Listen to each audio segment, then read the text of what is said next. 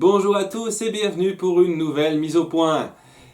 J'ai pas grand chose de particulier à dire en intro ce coup-ci, donc on se lance tout de suite dans les sujets. J'en ai déjà parlé rapidement, mais les gens ont cette tendance à avoir une vision un peu binaire des choses depuis quelque temps. Ça date pas d'hier, bien entendu, on a toujours eu des personnes qui partaient sur le principe que tout était soit mauvais, soit génial. Mais plus ça va, plus j'ai l'impression que ce genre de personnes sont de plus en plus fréquentes, ou tout du moins de plus en plus bruyantes.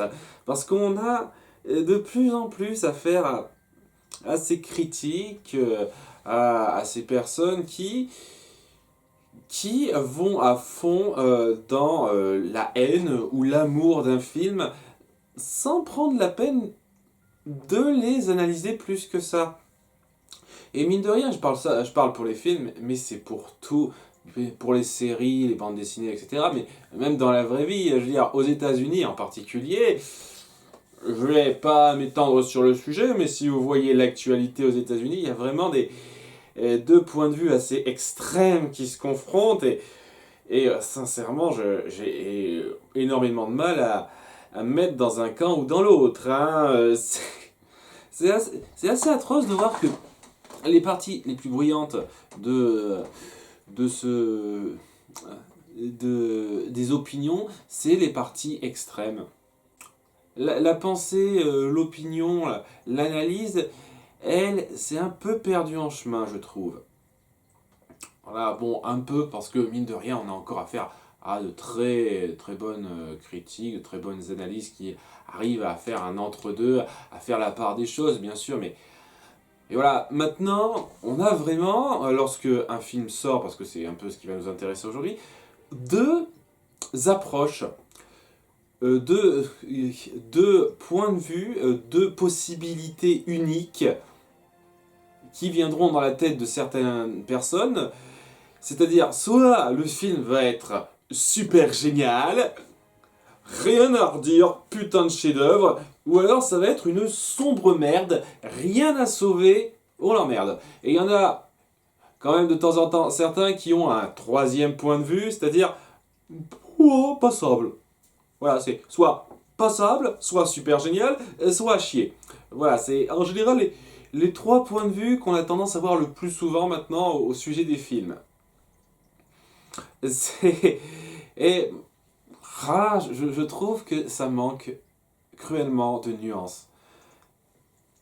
Une chose que j'aime faire dans mes critiques, notamment comme vous l'avez pu le voir, que vous avez pu le voir dans Notre-Dame, le bossu de Notre-Dame 2, c'est si un film me déplaît ou si un film si j'adore un film, si un film me déplaît ou si j'adore un film, j'aime bien prendre sur moi le challenge de trouver les bons points, de trouver des choses que je trouve bien là-dedans.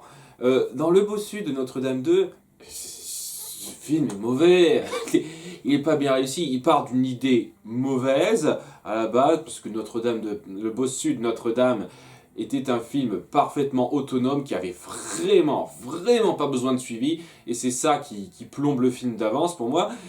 Et malgré tout, je ne peux pas dire que tout est à chier. Il y a des scènes qui étaient bien faites, il y avait le personnage de Madeleine qui était pas mal, vraiment, c'était psychologiquement intéressant comme personnage. Et ça m'embête, ça m'embêterait de dire que ce film est complètement à chier et qu'il n'y a rien à sauver là-dedans. C'est ce que je fais pour pas mal de films que j'aime pas. Et dans l'autre sens de l'autre côté de la barrière, il y a les bons films, et les films que j'adore. J'ai vraiment envie de pas passer pour un espèce de fan excité là, qui trouve que c'est génial, super cool. J'aime bien me poser, me restreindre un peu, me calmer et me dire ok, j'ai adoré, est-ce qu'il y a des trucs quand même qui ferait que certaines personnes pourraient ne pas aimer ce film de façon légitime. Parce que j'aime pas juger mon point de vue comme étant absolu. Et j'aime bien essayer de voir qu'est-ce qui pourrait faire en sorte qu'on n'aime pas tel ou tel film. Le bossu de Notre-Dame, je peux voir pourquoi on n'aimerait pas ce film à cause de certains points. Les gargouilles, les gargouilles, la façon dont les gitans sont dépeints qui est moyennement faite, et une adaptation qui est très libre, hein, faut dire ce qui est, hein, ça respecte pas tout à fait le message prévu. Et, euh, et c'est des points que j'aime bien un petit peu, que j'aime bien souligner parce que c'est assez important de reconnaître les choses qui vont pas dans ce qu'on aime et les choses qui vont dans ce qu'on n'aime pas. Et quand on fait ça, on arrive à se faire vraiment toute une palette de valeurs, pas juste bien, passable, pas bien, mais vraiment une palette, c'est-à-dire, ouais, ça j'ai vraiment détesté, ça j'ai pas aimé, mais il y a certains points qui m'ont plu, ça j'étais pas loin de l'apprécier, mais c'était trop limite, ça j'ai un peu aimé, ça j'ai pas mal aimé, mais il y a certains trucs qui m'ont empêché de vraiment être pris dedans, ça j'ai bien aimé, il y a quelques petits trucs qui m'empêchent d'adorer vraiment, et puis ça j'ai adoré, c'était génial. Voilà, c'est.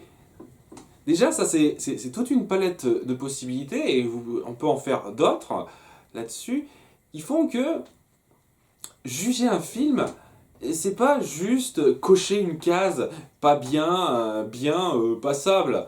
Non, juger un film, c'est vraiment essayer de le placer par rapport à toute une palette d'appréciation qu'on se donne. Et c'est pour ça que, voilà, j'aime pas. Chez certaines personnes, cette tendance qui vient de plus en plus souvent de dire ah, tiens, j'aime pas aimer tel film, c'est de la merde. Tiens, j'ai adoré tel film, c'est un pur chef-d'œuvre. Voilà, j'en sais rien. Le premier exemple qui me vient en tête à ce niveau-là, attends, c'était Deadpool. Les gens n'ont pas arrêté d'en faire des caisses sur ce film en disant que c'était génial, le plus grand film de super-héros jamais fait, etc., etc. Sans voir le fait que, punaise, le scénario est rebattu, ça repompe énormément de clichés, et c'est pas parce que ça prend une ambiance, une ambiance parodique, une ambiance à moitié autoconsciente que ça devient automatiquement indiscutable. Non, il y a des choses à retirer dans ce film.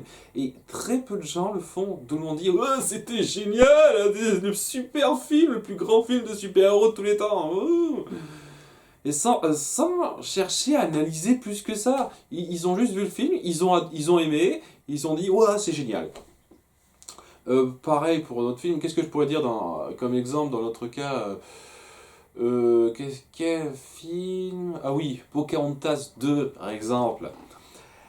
Les gens n'ont pas aimé à cause de certains points, surtout par rapport à la continuité avec le premier film. Et je suis tout à fait d'accord, le film m'exaspère à cause de ça. Mais vraiment, quand on regarde le film, vraiment, quand on l'analyse un petit peu, bon, il y a toujours un côté subjectif, bien entendu, mais personnellement, je pense que beaucoup de gens, s'ils regardent bien, ils peuvent quand même voir qu'il y a certains trucs où ils ont fait des efforts, où c'était pas non plus complètement à chier. Il y a le roi et la reine qui était bien rendu, la fourberie de Radcliffe, plutôt bien faite, le dilemme de Pocahontas sur le fait de renier ses origines pour s'adapter, le fait de renier son peuple pour s'adapter au nouveau peuple et leur faire comprendre qu'on n'est pas des sauvages. Seulement, pour leur faire comprendre qu'on n'est pas des sauvages, on doit se comporter de façon complètement différente de comment on se comporte normalement. C'est un petit peu, un petit peu problématique là. Voilà, c'est quand même beaucoup de bons points qui sont importants à souligner pour moi. C'est loin d'être un film atroce. Pareil, Planes 2 aussi, je veux dire. Étant donné que c'est parti du principe que c'est la suite de Planes, une horrible merde, il n'y a pas grand chose pour elle. Deux, trois petites choses quand même, mais pas grand chose quand même. Je veux dire, tout le monde dit que c'est de la merde au même niveau que le premier. Je veux dire, non, non, il y a des bons points là-dedans, des choses bien mises en scène et des bonnes intentions qui sont clairement palpables. Je veux dire, alors, est-ce que ça en fait des bons films? Non. Pocahontas 2 et Planes 2, ce sont des mauvais films que je n'ai pas envie de me revoir de sitôt, mais je peux pas dire que j'ai détesté horriblement ces films. Je peux pas dire que c'est de la merde absolue. Je veux dire, non. C'est pas. Il n'y a pas cette. faut pas avoir cette vision complètement étriquée, comme quoi soit c'est pas bien et c'est complètement à chier, soit c'est bien et c'est complètement naze, et c'est complètement génial. Non, non, j'aime pas ça. J'ai vu ci et là quelques débats sur la supériorité de l'animation 2D par rapport à l'animation 3D. Bon, en sachant que par 3D, je veux pas dire l'outil qui permet de voir les images en 3 dimensions si on met les lunettes, je déteste ça. Sérieusement, je vais peut-être faire un truc là-dessus si je suis à court d'idées un peu pertinentes, parce que vraiment, j'aurais toute une diatribe à faire sur la 3D que je trouve inutile. La 3D avec les lunettes, où on voit les objets qui sortent de l'écran, parce que c'est vachement important de voir les objets qui sortent de l'écran pour être pris dans l'histoire. Hein. Raconter un bon scénario et avoir des personnages attachants, non, c'est pas le plus important. Maintenant, il faut qu'on puisse voir ça en 3D avec les images qui bougent, là, qui volent vers nous. Wow.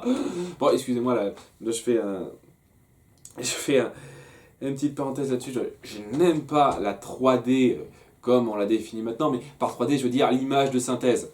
Mais voilà, moi j'ai tendance à dire 3D pour ça, parce que, désolé, moi, la sortie de Toy Story, les premiers films Disney, Pixar, qui utilisaient de l'image de synthèse, on disait pas les films en image de synthèse, on disait 3D. Voilà, donc moi je suis habitué à dire 3D pour ce genre de film-là. Voilà, c'est juste une façon de parler. Là-dessus. Donc oui, j'entends pas mal de débats là-dessus sur qu'est-ce qui est meilleur entre 2D et 3D. La plupart des puristes vous diront que la 2D est beaucoup plus esthétique, plus artistique. Il y a pas mal de gens de la nouvelle vague qui diront ouais, c'est bon, allez vivre à l'âge de pierre, maintenant on fait des techniques qui marchent bien, qui sont beaucoup plus poussées. Je veux dire, ok, hein, je me range dans le camp neutre. Je trouve que l'animation 2D peut être tout aussi bien réussie que l'animation 3D. L'animation 3D a eu ses bas au début parce que oui, il faut dire ce qui est. Si vous regardez Toy Story 1 maintenant, osez me dire que c'est beau. Osez me dire que c'est beau Toy Story 1 maintenant que vous avez la 3D beaucoup plus affinée de maintenant. Donc oui, il y a eu tout un passage, toute une transition où la 3D devait se peaufiner un petit peu. C'était pareil pour les jeux vidéo d'ailleurs. Oui, là aussi je pourrais parler longtemps de la 3D dans les jeux vidéo. Le fait est que moi, honnêtement, j'ai aucun problème à regarder un film animé en 2D ou en 3D tant que l'animation est fluide et bien faite. Et, et ce qui est pratique avec la 3D depuis quelque temps, c'est que maintenant on a des modèles. On peut créer des modèles de mouvement qui nous évitent de dessiner chaque image frame par frame. Ça devient beaucoup plus pratique de faire de l'animation 3D depuis plusieurs années.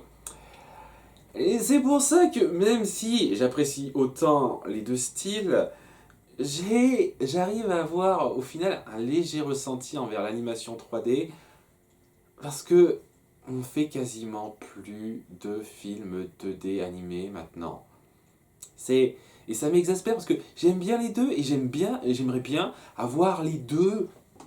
J'aimerais bien que ça ne se concentre pas juste sur l'animation 3D parce que c'est plus facile à faire et parce que malheureusement ça vend plus. Ça, c'est un truc qui m'agace là. J'aurais peut-être pu en parler aussi dans la critique de La Princesse et la Grenouille parce que un des trucs qui fait quand même que La Princesse et la Grenouille n'a pas eu un énorme succès, et je vais quand même le concéder un petit peu, et c'est le fait que c'était en 2D, alors que à l'époque, maintenant je pense qu'il y a quand même moins ça, mais à l'époque, les gens c'était à fond la 3D. La 3D c'était vraiment le cinéma pour la famille au sens large, alors que la 2D c'était le cinéma pour les enfants. Oui, vraiment que pour les enfants, hein, La Princesse et la Grenouille, bien sûr, bien sûr. Le truc avec ça, c'est que maintenant, vu les échecs que les studios ont connus, les grands studios ont connus avec la 2D, enfin les échecs, les semi-succès, les échecs en comparaison avec les gros succès des films 3D, maintenant les grands studios, ils vont nous faire plus que ça. plus que de la 3D. On a affaire maintenant qu'encore et toujours au même modèle d'animation 3D qu'on va avoir ad vitam aeternam à partir de maintenant. Et il y a presque plus... On n'ose presque plus rien au niveau de l'animation à ce niveau-là. Les seuls qui essayent maintenant, et ça m'agace un peu de dire ça, c'est la stop motion, et je n'aime pas la stop motion. Je pourrais faire toute une mise au point sur le fait que je n'aime pas la stop motion, donc je vais pas y aller en détail, mais voilà, maintenant, les derniers films américains où on essaye de sortir un peu du modèle, c'est la stop motion. Wouh. Les rares films 2D qu'on voit maintenant, c'est des films plutôt européens qui ont un style. Alors, style, c'est une façon de dire, ok, on n'a pas assez de budget pour faire quelque chose de bien fluide, donc on va dire que c'est un style. Donc, un des exemples que j'ai là-dessus, c'est Le Jour des Corneilles, que j'adore. J'adore ce film. Vous n'allez pas croire une seule seconde que je n'aime pas ce film. Mais l'animation 2D aurait pu être plus fluide que ça, un peu mieux travaillée. On sent que... Alors, on sent qu'ils n'avaient pas un budget énorme pour faire de l'animation super fluide.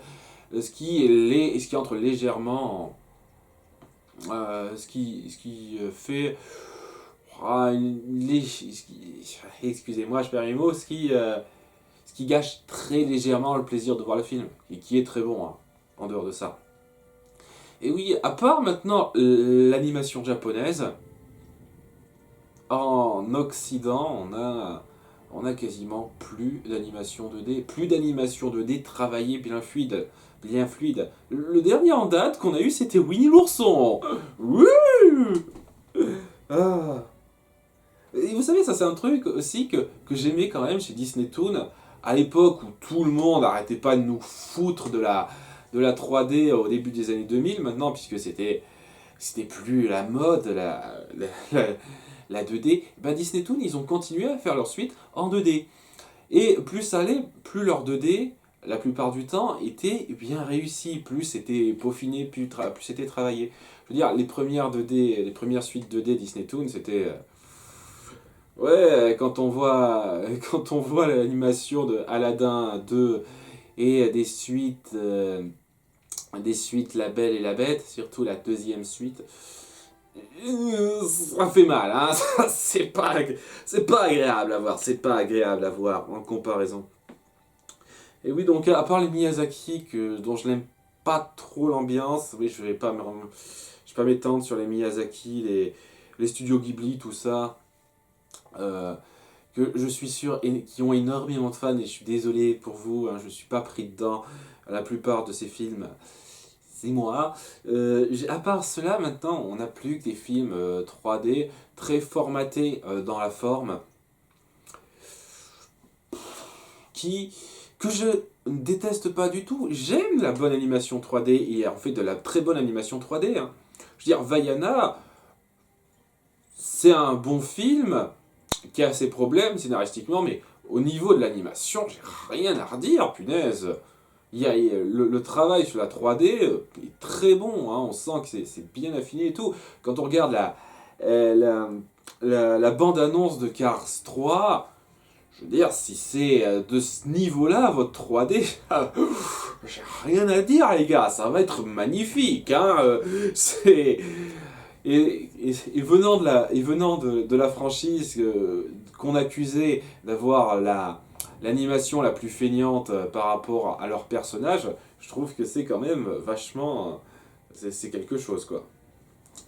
Mais bon, voilà, je commence à avoir un petit peu ce ressenti parce que bah, j'ai un peu envie d'avoir un film Disney 2D comme à la vieille époque, entre guillemets, comme dans les années 90, où vraiment il faisait de la 2D magnifique, où il mélangeait même un petit peu de 3D là-dedans, hein, qui passait correctement, je trouve. Voilà, mais où c'était quand même principalement de la 2D bien faite. Et voilà, ça commence un petit peu à me manquer ces derniers temps. Je peux comprendre qu'on en veuille la 3D pour ça. je peux pas non plus leur cracher dessus parce que la 3D qu'on fait maintenant est très bonne. J'espère vraiment qu'un de ces quatre, il y aura vraiment un mouvement qui fera en sorte que certains des grands studios, Disney surtout, referont de temps en temps des films animés 2D. Parce que ça me manque. Ça commence un peu à me manquer, ça. On m'a demandé à quelques reprises si je comptais traiter de telle ou telle série. J'avoue que je n'ai pas été très clair dans les Disneyphiles à ce niveau-là sur quelle série je voulais traiter, donc j'aimerais clarifier ça avec vous dans cette vidéo. Et soyons clairs, mon but principal, ce sera les séries dérivées de films animés Disney. C'est-à-dire donc les Aladdin, les Tarzan, les Hercule, les Petites Sirènes, et pas mal d'autres que je passe, que j'oublie. Il y aura les 100 Dalmatiens, etc. etc. Il y a quelques conditions requises pour ça. Déjà, il faut que je trouve la série. Malheureusement, la plupart de ces séries commencent à dater un petit peu et il y en a certaines qui sont difficilement disponibles. Disons que pour certaines, j'ai dû chercher dans le téléchargement illégal pour avoir accès aux épisodes. Sinon, c'était impossible. Et il y en a même certaines séries que genre, j'arrive toujours pas à trouver les épisodes. Timon et Pumba, par exemple. J'aimerais beaucoup faire une critique de cette série, mais je suis vraiment pas sûr si je vais le faire parce que j'arrive pas à trouver les épisodes. Si jamais vous connaissez un endroit où il y a les épisodes de Timon et Pumba, je suis preneur, mais moi j'ai pas trouvé. Donc oui, il y a ça à prendre en compte, mais oui, donc ce que je veux quand même, c'est traiter de séries qui rappellent aux films Disney qu'on a vus au cinéma, qu'on a suivi, qu'on a vraiment suivi qu'on a vraiment suivi enfant, etc., etc. Et je dis pas que certaines séries on les a pas suivies enfant, je veux dire Tic et Tac, Ranger du Risque, j'avais un peu suivi ça. Pas suffisamment pour que ça devienne super nostalgique pour moi, mais j'avais pas mal aimé enfant. J'avais suivi quoi comme autre série, La Bande à Picsou, que je traiterai très certainement parce qu'il y a eu un film tiré de ça, donc je ferai sans doute ça, et je préviens tout de suite, ça va pas, je risque de vous décevoir là-dessus, je vais pas être super emballé, je pense, par la série et par le film, enfin du moins par rapport à mes souvenirs. Disons que La Bande à Picsou, c'était une série que j'avais appréciée enfant, mais adulte, j'ai énormément de mal avec Picsou et Riri, Fifi et Loulou. Picsou, j'aimais bien son trait de caractère de façon ponctuelle, mais tout le long, voir cette espèce de Gripsou, là, cette espèce de caractère complètement avare et, et comment on dit, zut, et c'est, je déteste perdre un mot, c'est pas économe, c'est économe. Je suis auvergnat, je devrais connaître ce terme. J'ai perdu le terme, je le mettrai, si j'y pense, en annotation. À un moment donné, ça commence à me gonfler. C'est pas un caractère très... C'est pas un caractère très sympathique à suivre sur une longue durée. C'était un caractère très, très intéressant dans l'adaptation d'un chant de Noël. Voilà, donc c'était le Noël de Mickey, qui était un moyen-métrage très bon, où vraiment ça jouait beaucoup à la faveur de Picsou. D'ailleurs, c'est pas pour rien qu'il s'appelle Scrooge McDuck dans la VO, c'est parce qu'il a clairement été inspiré par ce personnage. Mais en dehors de ça, je veux dire, en dehors de ce moyen-métrage, bah, il commence un peu à me gonfler, Picsou. Et Riri, Fifi et Loulou, c'est le stéréotype des gamins qui veulent s'amuser, qui sont un peu boy scout de temps en temps, mais c'est juste les gamins qui veulent s'amuser et qui font leurs petites bêtises. Je sais pas, j'ai passé un cap en grandissant, qui fait que ce genre de personnage me gonfle plus qu'autre chose. Et donc, oui, je vais traiter ces séries et cette série, je vais traiter le film qui en a découlé, mais sans plus. Même ordre d'idée, hein, la bande à Dingo, je vais traiter cette série parce qu'il y a eu 2 films qui sont tirés de ça. Je vais pas je vais pas en tirer un grand plaisir parce que je suis pas fan de Dingo, enfin le Dingo qu'on a depuis plus quelques dizaines d'années. Je suis pas fan du tout de Max. Je reste étonné qu'ils aient réussi à faire un premier film correct à partir de ça, à partir de 2 personnages centraux que je n'aime pas. Mais ouais, donc le premier, Dingo et Max, m'a plu correctement. J'ai pas vu le deuxième, on verra ce que ça donne. La bande à Dingo, ça va pas me plaire, mais bon, je vais devoir le voir. Et puis pas mal d'autres trucs. Et puis bon, là, c'est des exemples comme ça, de Stitch, etc., etc. Trucs que je vais voir, que je serai obligé de voir.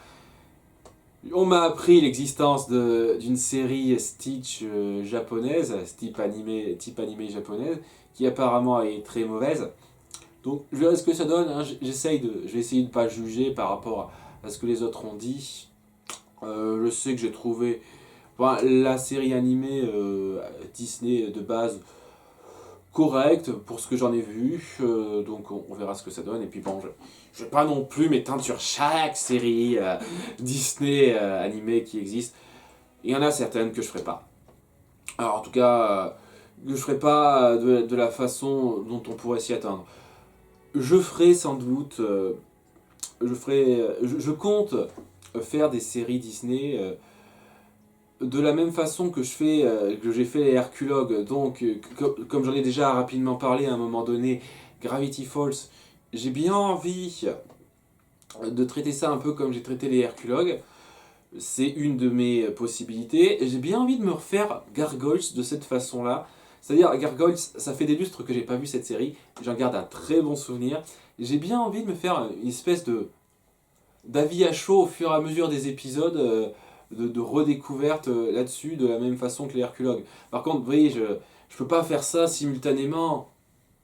Parce que déjà, les Herculogues, je suis loin d'avoir fini et j'ai vraiment envie d'aller jusqu'au bout. Hein. Je veux dire, il y a 65 épisodes, je ferai les 65, je suis bien parti pour. J'espère, dans un futur pas trop éloigné, avoir le temps de faire plus de vidéos que je n'en fais pour aller plus vite. Parce qu'à cette allure-là, oui, j'aurais pas fini avant un petit moment. Mais voilà, j'espère vraiment terminer les Herculogues et continuer sur autre chose. J'ai fait déjà deux Je fais déjà 2 types de vidéos principaux, 2 types de vidéos principales, donc les Herculogues et les Disneyfiles. J'ai pas envie de m'éparpiller trop, c'est pour ça que je vais pas partir sur autre chose pour l'instant. Mais oui, je suis vraiment, je suis vraiment assez chaud pour faire des critiques d'autres séries sur le même sujet. Et je ferai pas toutes les séries animées Disney existantes parce que il y en a certaines qui m'attirent pas. Je vous cache pas, Doug par exemple. Non, non, je veux pas, je ne regarderai pas cette série. J'ai regardé quelques épisodes, j'ai trouvé ça chiant. Non, c'est lié à un film, je sais que c'est lié à un film. Je ne veux pas voir la série Doug, je ne veux pas voir le film Doug, et ça ira. Non, j'aime pas. Il y a des trucs, je me dis non, ça ne représente pas Disney, c'est pas c'est pas quelque chose qui représente un incontournable Disney. Dingo, ça représente un incontournable Disney, c'est un personnage iconique. Picsou aussi, même si je suis pas fan de ces personnages, je sais qu'ils sont iconiques pour Disney, c'est pour ça que oui, à un moment donné, je traiterai ces séries-là, mais non, des trucs comme Doug, non, non. Il faut quand même savoir que quand je m'occupe d'une série, ça me prend beaucoup plus de temps, rien que sur le visionnage, à traiter. C'est pour ça qu'en général, la prochaine série que je vais traiter, déjà un petit spoiler pour vous, ce sera La Petite Sirène. Ça m'a pris un certain temps, et c'est vraiment loin d'être la série la plus longue. Hein. Mais bon, il a fallu que je me tape les 26 épisodes, je ne sais plus, quelque chose comme ça, de la série, donc ça m'a pris un certain temps. Là, maintenant, il faut que je me garde ça en tête, et quand je devrais écrire le Disneyfile là-dessus, il va y avoir pas mal de choses à prendre en compte, il va falloir que je me repasse en revue tous les épisodes à nouveau, et que je me fasse la liste donc de qu'est-ce que je vais prendre comme illustration et quels épisodes je vais choisir pour mon top 3 parce que je suis pas encore sûr, ça demande un boulot fou. Et je vais pas m'étendre sur toutes les séries, surtout quand il y en a beaucoup qui m'intéressent pas, juste pour parler de séries Disney. C'est le genre de choses que je pourrais faire dans des cas très particuliers, ou alors en faisant, je sais pas, des tops, des top 5, des top 10. C'est pas impossible, par exemple, si je tiens vraiment à parler de Gargoyles, et que, voilà, j'ai pas l'occasion, pas le temps de faire des Herculogues là-dessus, enfin des vidéos type Herculogue là-dessus, où je découvre chaque épisode un par un. C'est pas impossible que je fasse un top 5 ou un top 10 des meilleurs et des pires épisodes. Ça, c'est possible. Mais ce sera vraiment pour quelques séries très particulières qui veulent dire quelque chose pour moi. Je vais pas traiter toutes les séries. Je vais pas traiter toutes les séries. Tic et Tac, je sais que c'est des personnages iconiques. J'hésite beaucoup à traiter cette série. J'ai regardé rapidement, j'ai pas particulièrement envie de me revoir ça. Le seul intérêt que j'ai, c'est pour tout le hentai qui a été fait autour de Gadget. Disons que là, c'est une vraie icône furie à ce niveau-là, mais non, au final, je suis pas emballé par beaucoup de ces séries qui auraient pu m'intéresser si je les avais découvertes jeunes. En tant qu'adulte maintenant, les redécouvrir alors qu'elles m'ont pas laissé un énorme impact, c'est pas intéressant. C'est pas intéressant à analyser en tant que personne qui justement a pas gardé une empreinte forte de ces séries enfants, ou qui ne les a tout simplement pas suivies enfants, et qui les découvre comme ça en tant qu'adulte, ben non. Non, voilà, déjà j'aurais pas mal de séries à traiter pour ce qui est des liens avec les films Disney. Et même maintenant, ils sortent énormément de séries Disney qui me parlent pas plus que ça. La seule série que j'ai suivie, c'est Gravity Falls. Il y a d'autres séries, j'ai regardé 2-3 trucs, je me suis dit, moi, pas pour moi.